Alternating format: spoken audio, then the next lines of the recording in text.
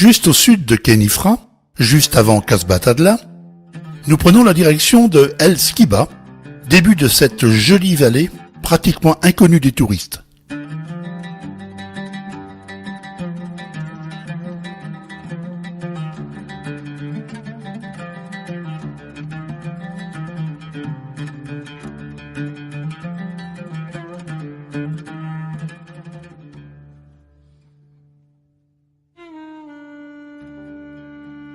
Dans le gros bourg berbère de Arbala, le temps semble comme ralenti, tant les habitants déambulent tranquillement.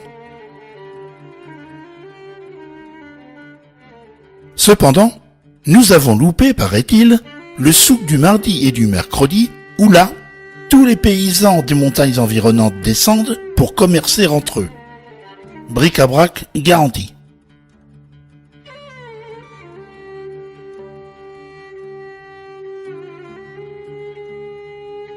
Après quelques jours de repos passés au bord du lac Bin El Ouidan, nous nous rendons dans la vallée d'Aïd Bougmès, qui est le nom dérivé d'Aïd Bougmas, ceux du milieu, en langue berbère amazigh.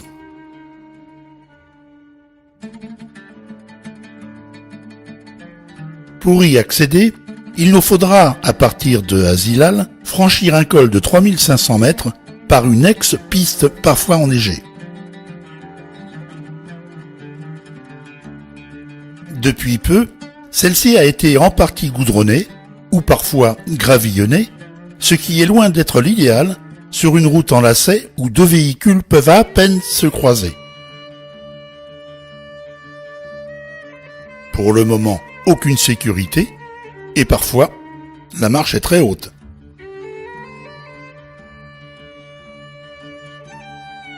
Mais il est vrai que pendant 70 km, le paysage est fabuleux et mérite bien quelques frayeurs.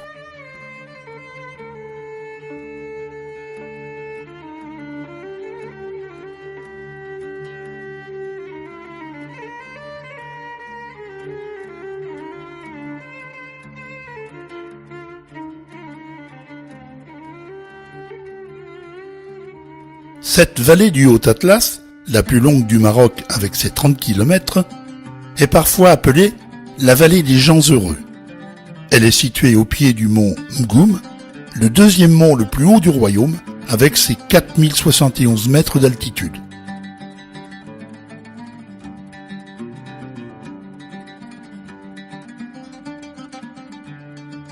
Nous sommes là dans la Berbérie la plus authentique, avec ses constructions naturelles, faites de bois, pierre et toits en terre, abritant des gens d'une gentillesse extrême.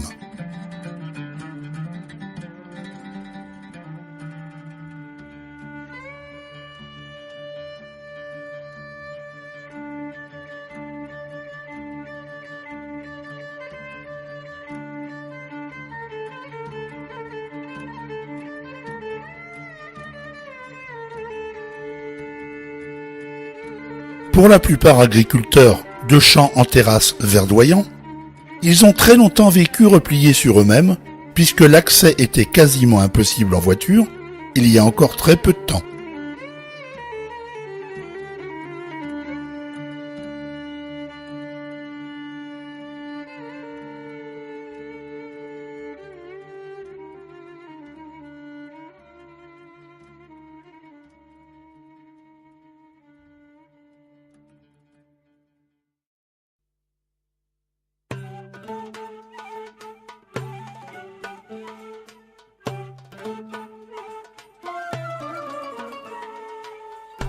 Pour se rendre à la source de l'Oued Ouzou de la célèbre cascade, il faut mieux en fin de parcours y aller soit en moto, soit à pied.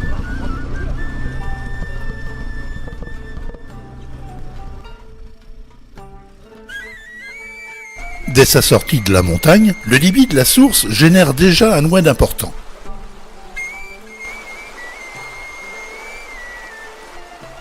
Il y fait bon pique-niquer et se baigner dans ses eaux claires quand il fait chaud.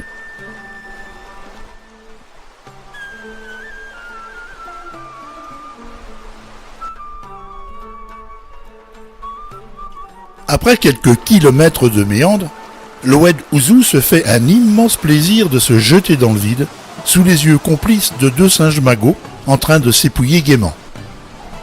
De toute façon, pour eux, le vertige n'existe pas.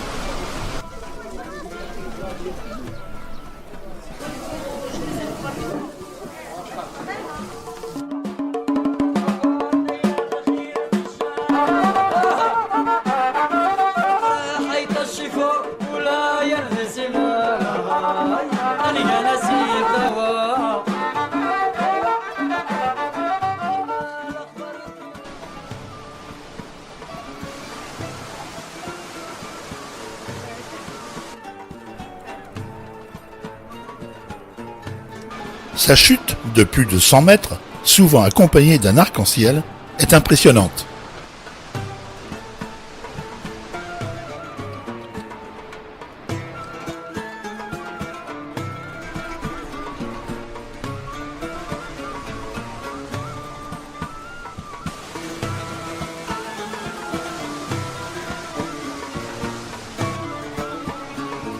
Pour admirer les chutes du bas, vous pouvez soit descendre du côté des bazars et remonter par le bois sur le côté opposé, ou l'inverse.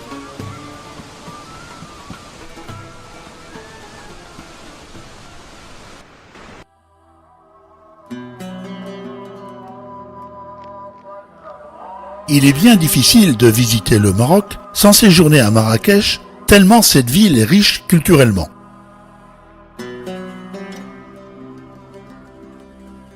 Sur la place Jemaa el-Fna, déclarée par l'UNESCO chef-d'œuvre du patrimoine de l'humanité, les restaurateurs arrivent en fin de journée pour monter leur gargote.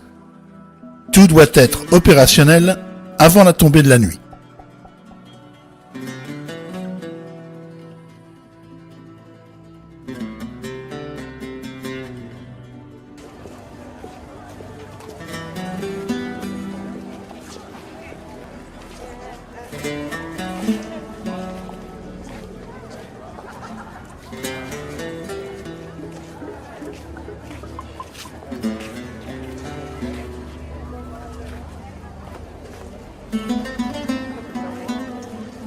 Un petit tour dans la Médina, et nous voilà de retour pour dîner, entourés de 10 heures de bonne aventure, dresseurs de cobras, musiciens, porteurs d'eau et bien d'autres.